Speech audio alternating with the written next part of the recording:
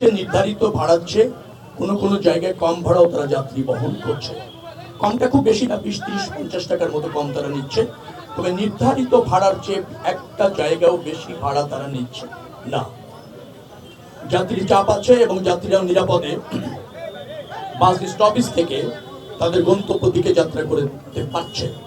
শৃঙ্খলার সাথে বাসগুলি আছে এবং যে বাসটাই আসছে যাত্রীরা অপেক্ষা করছে টিকিট কেটে এবং তারা নিয়মিতভাবে এই স্টেশন ছেড়ে যেতে পারছেন। হয়তো আজকে সরকারি ছুটি অফিস করেই হবে, সেই কারণে বিকেলে হয়তো সন্ধ্যার দিকে চাপ বাড়বে।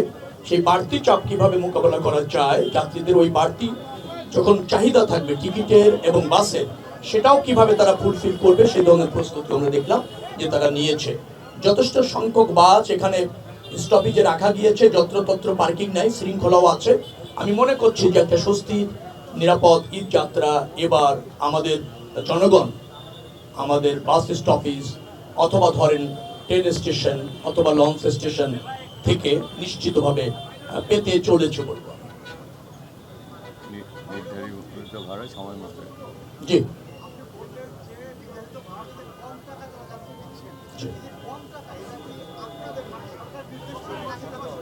না, তাদের খুশিতেই নিচ্ছেন। আমরা বলেছি যত কম রাখা যায়, নির্ধারিত ভাড়ার চেয়ে কম টাকায় অনেক সময় তারা যাত্রী নিতে অভ্যস্ত অতীতে, কারণ যাত্রী যখন চাপ কম থাকে যাত্রীকে আকৃষ্ট করার জন্য নির্ধারিত ভাড়ার থেকে 100 টাকা কমে তারা এই সার্ভিসটা দেন। এখন তারা যেটা করছেন, অনেকে ওই জায়গায় আছেন যে কমটা নিতেন সেই কমের মধ্যেই আছেন।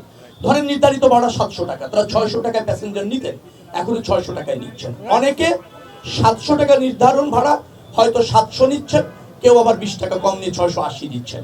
অর্থাৎ নির্ধারিত ভাড়া ক্রস করেছে এরকমের কোনো নজির আমি গত 7 দিনে পাইনি কোথাও।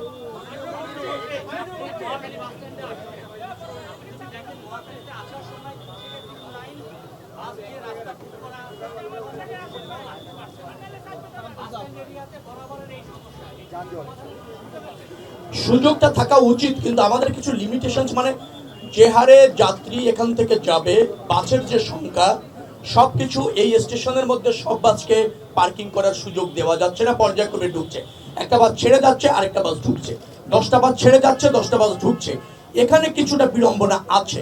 এখন ধরেন আজকের মধ্যেই তো এটা এই স্টেশন থেকে বড় করা যাচ্ছে না, তারপরও আমি বলেছি শৃঙ্খলা রেখে মেইন রাস্তায় যাতে যান চলাচলটা বাস চলাচলটা অবাধ থাকে ততটুকু শৃঙ্খলা যেন এখানে রাখা হয়, একেবারে স্ট্রেক যাতে না হয়ে যায়, যান চলাচলটা যেন স্বাভাবিক রাখার চেষ্টা করা হয়। সেভাবেই আমরা 2-3 দিনের মধ্যে এটা ম্যানেজ করার চেষ্টা করছি।